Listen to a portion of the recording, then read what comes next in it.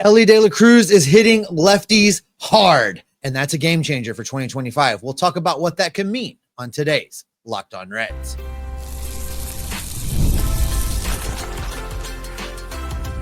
You are Locked On Reds, your daily Cincinnati Reds podcast, part of the Locked On Podcast Network, your team every day. Welcome into the Locked On Reds podcast. Locked On Reds is part of the Locked On Podcast Network, your team every day. I'm Stephen Offenbaker. Joining me today is Tim Daniel. We both love the Cincinnati Reds. We both love baseball. We love talking about Reds baseball with you. Thanks so much for being here, and thanks for being an everydayer. We're both lifelong Cincinnati Reds fans, and we know you are too. I've been talking about the Reds in podcast form for about 7 seasons now, and I'm just excited to get to do so every single day. On today's show, we're going to take a look at Elly De La Cruz, who is hitting left-handed pitching very, very hard so far in spring training. Now, it's early, but that could be a really great sign of things to come in 2025.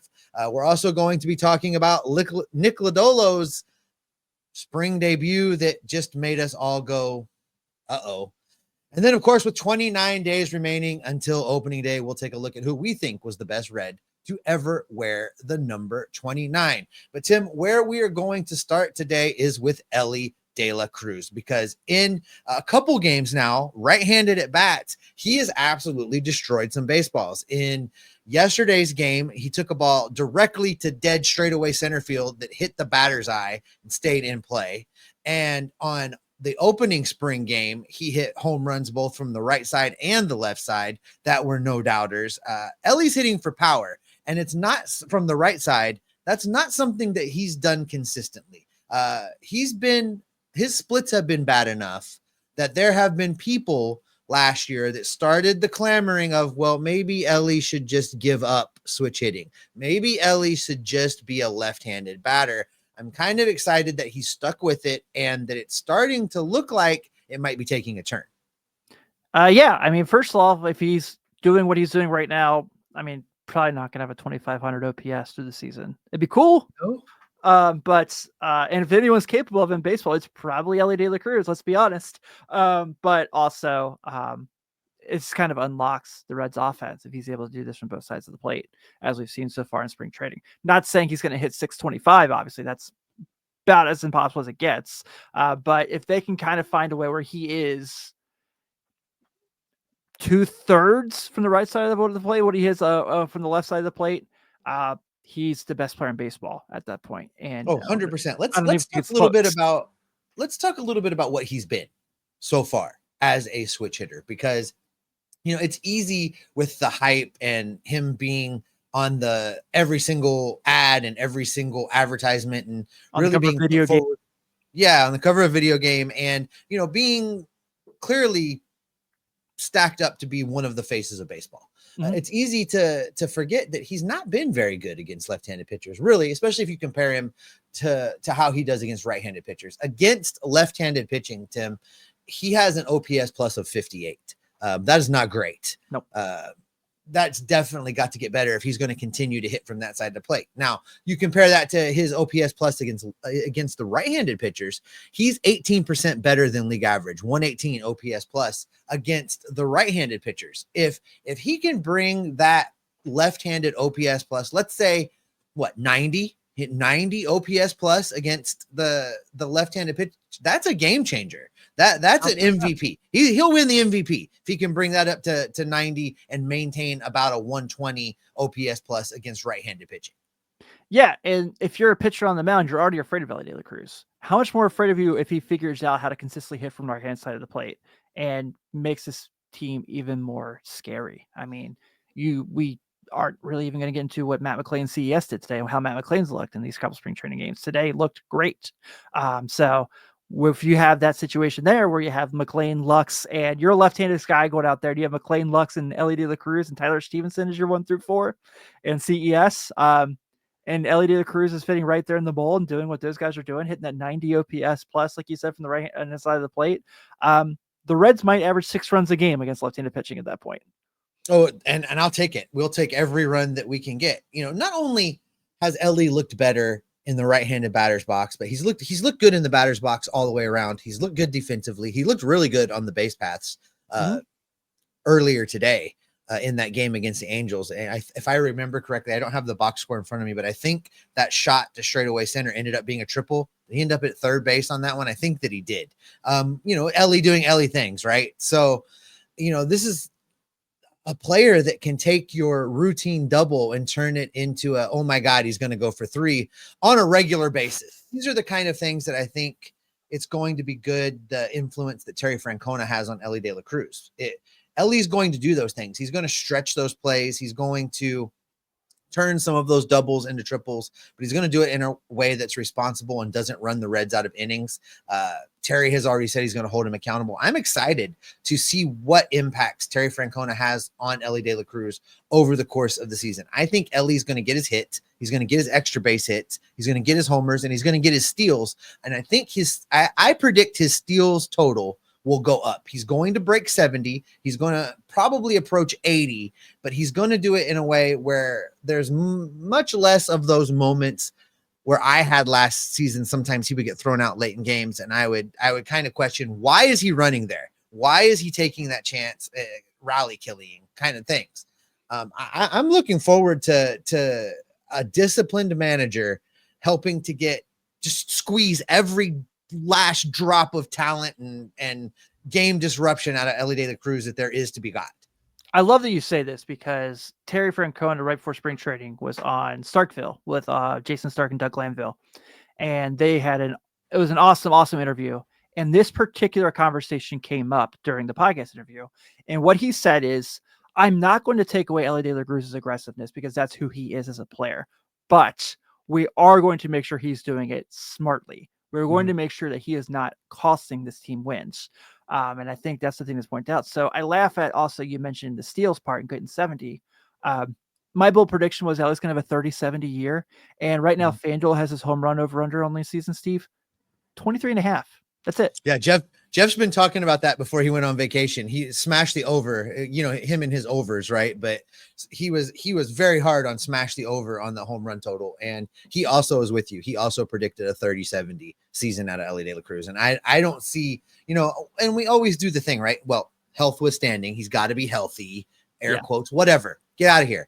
He's going to be healthy. He's going to play in the same number of games this year as last. And 30-70 is not unrealistic at all.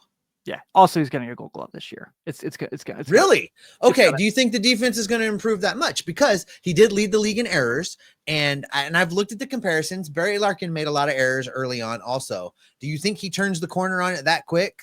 I don't know if he goes Gold Glove this year. I think he'll be tons better this year, but I think it's going to take another year or two before he really just gets that position. Shortstop is hard. There's a reason why the most athletic guy on your team plays shortstop. Shortstop is hard. So for me, I think it'll be a couple years before Elly's in the Gold Glove conversation. But if you hit on a 30-70 prediction and a Gold Glove prediction and you haven't bet this, well, I'm telling Grace you missed out on a ton of money. Yeah, that's true. Here's what I'll say. Yes, you're right. He had a lot of errors. He was still a plus defender. Also, if we're gonna look at that beautiful, wonderful website you and I are very fond of called Baseball Savant, outs above average, he was in the 98th percentile, Steve. Arm strength, obviously we know he's in the 10,000th percentile because he can just do it. I mean, the Snoop Dogg clip is my favorite clip of the 2024 season of him like, no way he's got an arm like that. And he did. So why is it not possible? We know that he is certainly talented enough. Yes, you're right. It's going to be a lot of focus, but we just talked about Terry Francona is all about accountability.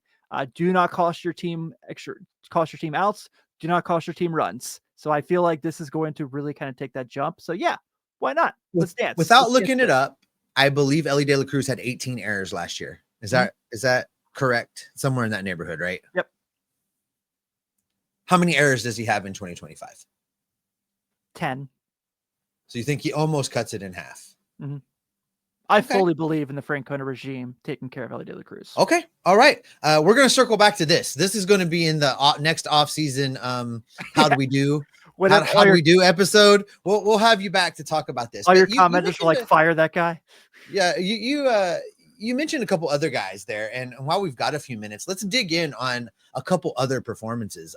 You mentioned Matt McClain in the game against the Angels earlier today. 3 for 3, scored 2 runs, 2 RBIs. He's hitting 500 now on the spring. It's early, but for a guy where we were all just holding our breath every time he moved his arm to make sure his shoulder wasn't going to fall off, Matt McClain looks great, and he looks ready to go right now. Buddy, you cannot mention the name Matt McClain without me getting a smile on my face, because I feel like that was the difference between 23 and 24. Obviously, CES was out too, but Matt McClain was the best player on the team when they made that 2023 run. He flat out was the guy. And no, I don't think he'll still end up being the best player on the team. Obviously, I think that's the guy we started the show with, Elly De La Cruz. But if Matt McClain's your second best player, which he's certainly capable of being, I really believe in it. I've saw the projections from FanGraphs, and they think he's going to have an OPS that's going to be 25 points lower than it was in 23. I'm sorry. That's BS. He's too talented to have that much of a drop-off. Like you said, the swing looks like it's back to where it was. Arizona Fall League was really reassuring what we saw from him there, even if he had to play center field, which I'm really glad he's Terry Francona nipped that in the bud immediately. I really believe, not only do I think that Elliot, you guys had I've referenced this on Late Night Reds the other day. You guys talked about Matt McClain having a breakout season. I fully believe that's coming. I think we are talking about Matt McClain potentially being an all-star this year. Oh, sign me up for that. I am all in on that. And you mentioned another guy that we should talk about it for a minute, because he of robotic wrist, Christian Encarnacion Strand, homered today. Homered. His swing looks fine too. And I don't know what he did all offseason, but it looks like he spent a lot of time in the gym. That guy is ripped right now. We always joke about best shape of their life watch when spring training gets underway. I guarantee you that right now CES is in the best shape of his life. That guy is yoked and ready to go. Yeah. All you saw basically today from the Red social media accounts was just homer. And it was the 3 young guys from 23 that you're most excited. Well, and Steer's not there yet, but I fully suspect when he gets back, he's going to join right in on the party. Man, what you saw from today, that was just a tank. If we get CES tank season back, there's no reason this team can't. I know that I sound extremely positive right now on just the 4th spring training game. I get it. People are probably like, Tim, calm down. No, I believe in the Terry Francona regime. Like I said, I believe in Chris Valaika. I believe that they're going to unlock so much more of these young guys who made 23 so much fun. And I think the Reds have all the reason to think they can win the Central if all these guys play as well as they can for 2025. Well, I know this. In games that Christian Encarnacion Strand, Matt McClain, and Elly De La Cruz all homer, the Reds are going to do good. Yeah, they're pretty sure. All right. What I know.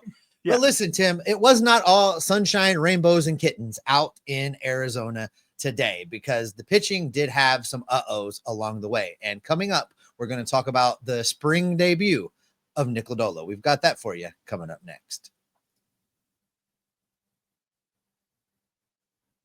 Are you looking for a snack that's both delicious and nutritious? Crack into a good source of protein with Wonderful Pistachios. Wonderful Pistachios are one of the highest protein nuts. Each 1-ounce serving has 6 grams of protein, giving you over 10% of your daily value. Plus, they're packed with fiber and better for you unsaturated fats to help keep you feeling fuller longer. Wonderful Pistachios are a great snack. If you're out at the ballpark, just cracking those shells while you're watching the game. It's a perfect source of nutrition, keeps you from being hungry, and keeps you in your seat so you don't miss any of the baseball action. They've got a lot of products to help keep you full and satisfied no matter where you're at. If you're in your office, Wonderful Pistachios even has a shell-free version for you so that you're not making a mess at your desk, but you're not starving either. Get it some Wonderful Pistachios today. Get cracking with the snack that packs a protein punch. Visit wonderfulpistachios.com to learn more.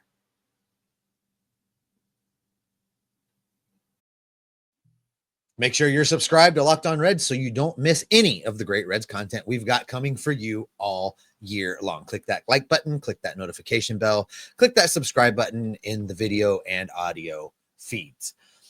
All right, Tim, let's dive back into this, because, when my regular co-host partner, Jeff Carr, is here, he is always accused of being the overly optimistic one. And I kind of have to play the role of wet blanket. And as optimistic as you and I both sounded there in that first segment, I was a little bummed because I was amped up to see the return of Nick Lodolo today. And Nick Lodolo comes into the game, and it was not great, Tim, to quote an old show from TGIF.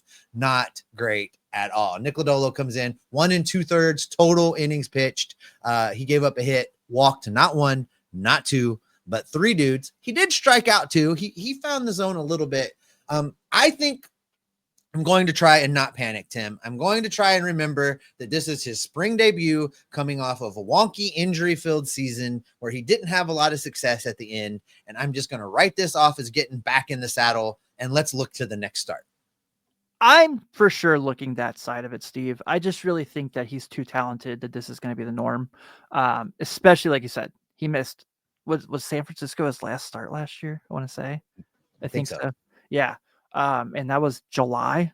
So, that's really hard to come back and all of a sudden face big leaguers, even in spring training again, face professional baseball hitters. So I'm not necessarily overtly worried. I think that it's going to take him a little bit to get his legs underneath him again, because he has not faced professionals that are not on his team. He probably has had, some cage drills in spring training and all that, but and some battles there. But I just am not at the point where I'm really concerned about him. Now, we're talking about a situation where he's probably going to be the 4th starter because of his health concerns. Mm-hmm. So you can take that. And listening to him on Jim Day's podcast this week, where he's just like, yeah, I feel athletic again. He's like, I actually had an off season I could work out. I actually had an off season I could train. I'm really, really positive Nick Lodolo is going to be just fine. And I think that today was just kind of, hey, man, I haven't been on the bump in a long time. It's going to take a little bit for me to get comfortable again. Certainly didn't look like he was holding his finger on the blisters by any means today. So I think we're going to be okay. Well, and that's going to kind of be that's what we're going to be watching, right? Every start for the next, 3 months, we're going to be watching his hand, watching what he's doing. Is he got a problem? Wrap that hand up in bubble wrap between pitches. I don't know what you got to do. It's baseball Joe Burrow, what we just went through. He is just so talented that, I need for him to have, and I guess it's unrealistic to say, a healthy season, right? I need for him to have a healthy season. That's not me saying that he's got to start 30 games this year, sure, and not have an injury along the way. That's unrealistic in today's Major League Baseball. Pitchers are going to tweak something. They're going to have a dead arm where they got to skip a turn. It's going to happen. I'm cool with that. But what I need for him is to be healthy, effective Nick Lodolo the rest of the time, save for that 1 or 2 times throughout the season where they've got to skip a turn, where they've got to do something with him. I need for him to be available for what we hope is a postseason run. That's what I need out of Nick Lodolo this year.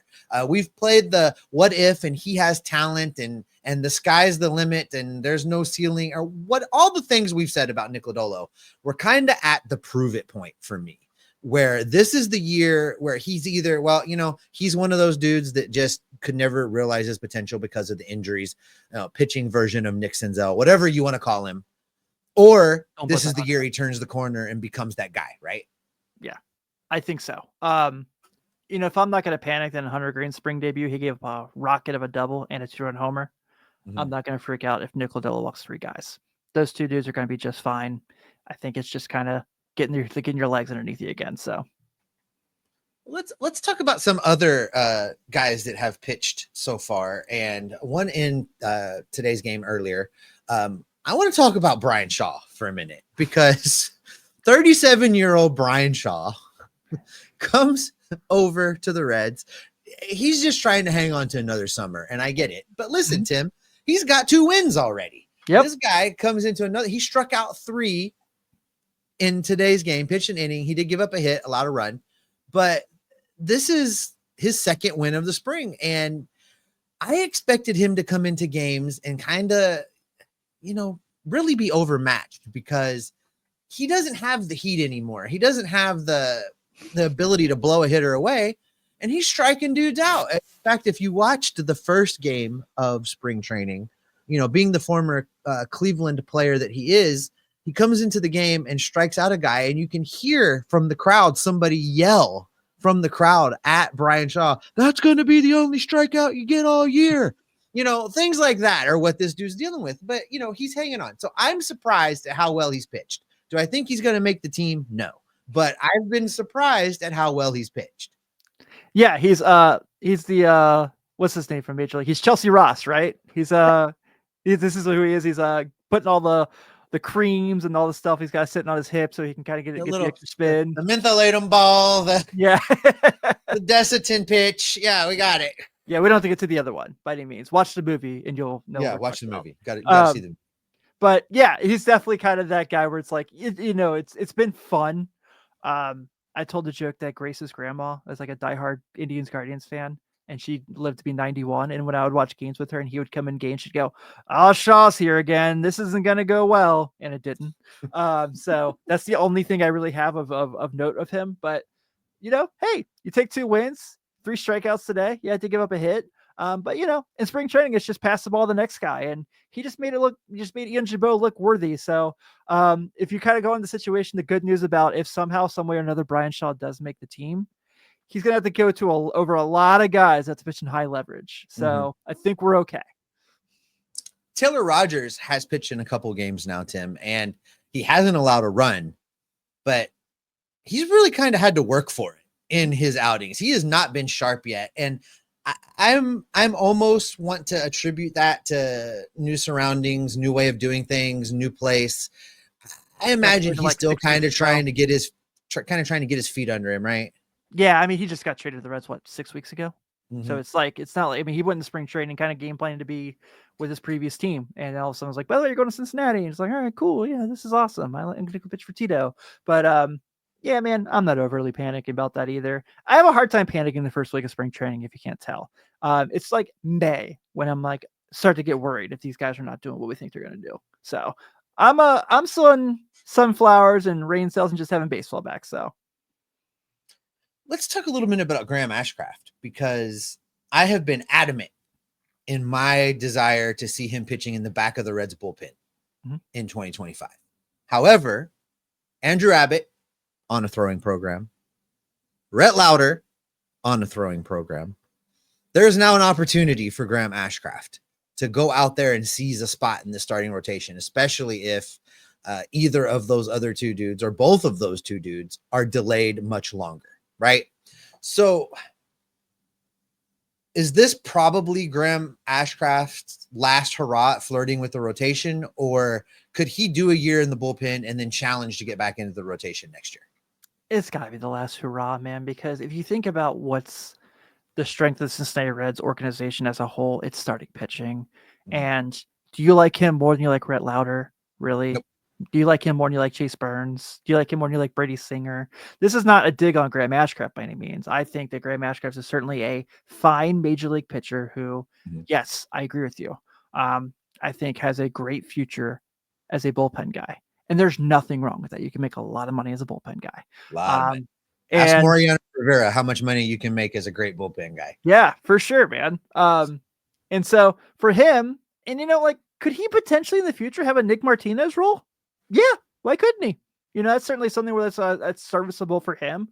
A guy who starts on occasion, goes to the bullpen, kind of be your utility pitcher in a sense, be your long man in bullpen days. I certainly think he has that in him, but the numbers show. 3rd time through the order, everyone knows what's coming, and it makes things really difficult for him to get out. So I just have a hard time thinking that with what's coming up, what's currently on the big league club, he's not better than any of the guys probably right now that are competing for a starting spot. And then also for the future, what does Brandon Williamson look like when he comes back from Tommy John 26? So he has an uphill battle if he's going to ever consistently be a starter for the Reds again.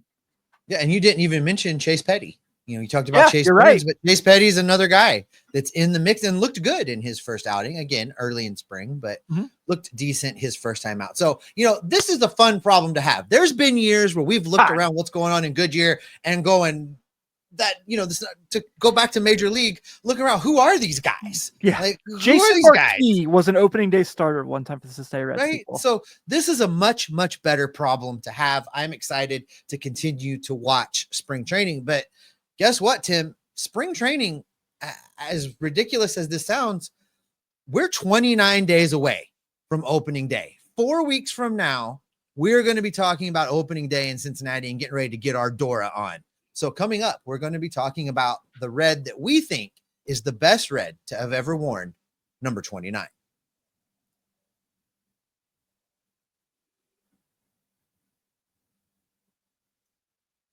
If you can't watch us here on YouTube, you can take us on the road with you. We are literally on pretty much every single podcasting audio app out there. Download us, subscribe, take us in the car, take us to the gym, take us on a walk. We want to talk baseball with you wherever you are.